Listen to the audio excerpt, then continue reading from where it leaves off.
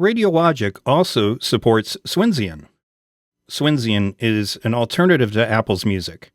In some ways, it resembles older iTunes versions, but it has taken its own branch and focused on remaining dense with information and control, customizable, and supports some audio formats that Apple's music does not, but Radiologik does, such as FLAC, Ogg Vorbis, and Opus.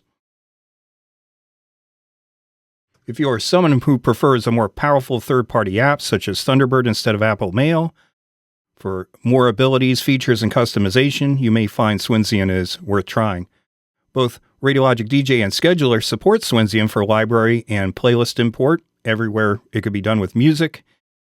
And Radiologik also supports marking tracks played in Swinsian, so you can use smart playlists in Swinsian, and in some ways even have better control of what they show compared to Apple Music.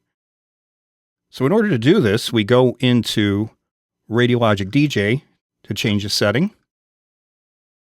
And you go into Settings and then Global. And right here we have Use Swinsian Library. Make sure that's checked. Similarly, in Scheduler, go to its Settings. And it's the top item here. Choose Swinsian. And you can also install helper Apple scripts for Swinsian. When it is set in the settings and you go to install helper Apple scripts, it'll install them for Swinsian. So we'll go ahead and install those. Now, Swinsian doesn't have its own Apple script menu. So you have to use the Mac's Apple script menu, but it has an application Apple script menu, but we have to turn that on by opening up Script Editor, going into its settings, and then choosing to show script menu in menu bar. At that point, you'll see there's an actual script menu here. And when we flip back over to Swinsian, we'll see that there are the DJ Apple scripts here. So we could take a track that we have selected here and say add to DJ's queue, and it will pop into the queue there. As for smart playlists, they operate a little bit differently than Apple's music, but I'll take this one. This is a smart playlist here.